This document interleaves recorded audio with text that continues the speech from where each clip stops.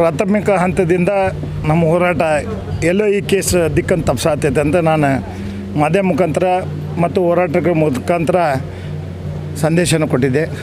ಅವ್ರ ಹೋರಾಟಗಾರರು ಕೂಡ ಅದೇ ಬೇಡಿಕೆ ಇತ್ತು. ದೇಶವ್ಯಾಪ್ತಿ, ರಾಜ್ಯವ್ಯಾಪ್ತಿ ಎಲ್ಲ ರೀತಿಯಿಂದ ಎಲ್ಲ ಮಟ್ಟ ಎಲ್ಲ ವರ್ಗದವರು ಈ ಹೋರಾಟದ ಕೂಗು ಮುಖ್ಯಮಂತ್ರಿಗಳಿಗೆ ಮುಟ್ಟಿದೆ. ಆವಾಗ ಸರ್ಕಾರ ಎಚ್ಚರಿಕೆ ವಹಿಸಿ ಈ ಒಂದು ಸ್ಥಳೀಯವಾಗಿ ನಮಗೆ ನ್ಯಾಯ ಸಿಗಲಿಲ್ಲ ಅಂತ ನನ್ನ ಮನದ ಮಾತು ಅವ್ರಿಗೆ ಹೇಳಿದ್ದೆ. ಒಳಗಡೆ ನಡೀತಕ್ಕಂಥ ಸಂಚು ಯಾರ್ದೋ ಕೈಗೊಂಬೆಯಾಗಿ ಆಯುಕ್ತರು ಕೆಲಸ ಮಾಡತ್ತಾರಂತ ನಾನು ಮಾಧ್ಯಮ ಮುಖಾಂತರ ಹೇಳಿಕೆಯನ್ನು ಕೊಟ್ಟಿದ್ದೆ ಮತ್ತು ಅದು ಸತ್ಯ. ಇವತ್ತಿನವರೆಗೂ ನಡೀತಾ ಇದೆ, ಈಗೂ ನಡೀತಾ ಇದೆ.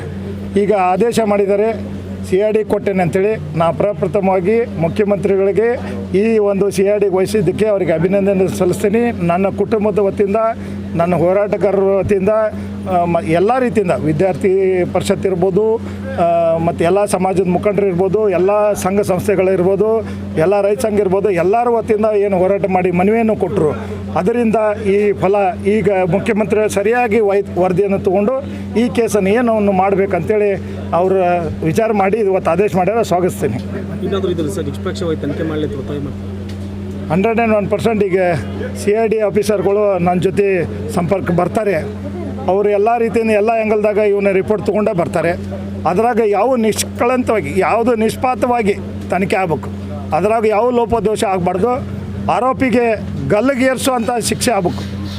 ಓಪನ್ TV ಫುಟೇಜ್ ಇದೆ, ಸಾರ್ವಜನಿಕ ಬೇಡಿಕೆ ಇದೆ. ಅದಕ್ಕೆ ತುರ್ತು ನ್ಯಾಯಾಲಯ ಕೂಡ ಬೇಡಿಕೆ ಇದೆ ಸಾರ್ವಜನಿಕರಲ್ಲಿ. ನಂದು ಮನೆತಂದು ಕೂಡ ಇದೆ. ಅದಕ್ಕೆ ದಯಮಾಡಿ CIDದು ಆಫೀಸರ್ಗೂ ಕೂಡ ನಾನು ಪ್ರಥಮವಾಗಿ ಅವರಿಗೆ ಸ್ವಾಗತಿಸ್ತೀನಿ. ಮತ್ತು ಮೊದಲು ತಾವೇನು ಹೇಳಿದ್ರಿ, ನಮಗೆ ನ್ಯಾಯ ಸಿಗ್ತದಂತ ಅನುಮಾನ ಇತ್ತು ಅಂತ ಹೇಳಿದ್ರಿ. ಈಗ ನಿಮಗೆ ಅಂದರೆ ಅದ್ರ ಬಗ್ಗೆ ಒಂದು ಖಾತ್ರಿ, ಅಂದರೆ ಈಗ ಒಂದು ತನಿಖೆ ಈಗ ಲೋಕಲ್ಲು ನನಗೆ ಆಯುಕ್ತರಿಂದ ನನಗೆ ಯಾವುದೇ ರೀತಿಯಿಂದ ಸ್ಪಂದನೆ ಕಾಣಲಾರ್ದಕ್ಕೆ ನಾನು ಆ ಹೇಳಿಕೆ ಕೊಟ್ಟಿದ್ದೆ. ಮತ್ತು ಇವತ್ತು ಕೂಡ ಈಗೂ ಸತ್ಯ.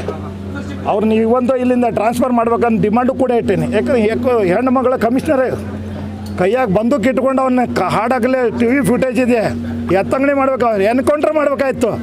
ಹಾಗೆ ಸುಮ್ಮನೆ ತನಿಖೆ ಮಾಡ್ತಾಯಿದ್ದೀವಿ. ಆರೋಪಿಗಳನ್ನು ರಾಜಾರೋಷವಾಗಿ ಅಡ್ಡಾಡಕ್ಕೆ ಬಿಟ್ಟಾರಲ್ಲ, ಅವ್ರನ್ನ ಇಮಿಡಿಯೇಟ್ಲಿ ಸಸ್ಪೆಂಡ್ ಮಾಡಬೇಕು, ಟ್ರಾನ್ಸ್ಫರ್ ಮಾಡಬೇಕು, ಸಸ್ಪೆಂಡ್ ಮಾಡಬೇಕು. ಇಂಥ ಅಧಿಕಾರಿಗಳು ನಮ್ಮ ನಗರಕ್ಕೆ ಬರಬಾರ್ದು. ದಕ್ಷ ಆಫೀಸರ್ ಬರಬೇಕು. ಬೇರೆ ದೇಶಗಳಲ್ಲಿ, ಬೇರೆ ರಾಜ್ಯದಲ್ಲಿ ಬೇಕಾದಂಥ ಮುಖ್ಯಮಂತ್ರಿಗಳು ಆದೇಶ ಬೇಕಾಗಿಲ್ಲ, ಏನಿಲ್ಲ. ದಕ್ಷ ಆಫೀಸರ್ನ ಹಾಕಿ ಏನು ವ್ಯವಸ್ಥೆ ಮಾಡಬೇಕು ಮಾಡಿದ್ದಾರೆ. ಅವ್ರನ್ನೆಲ್ಲ ಆ ರೀತಿ ಮಾದರಿಯಲ್ಲಿ ಬರುವಂಥ ಆಫೀಸರ್ ಬರಬೇಕಂತ ನಾವು ವಿನಂತಿ ಮಾಡ್ತೀವಿ.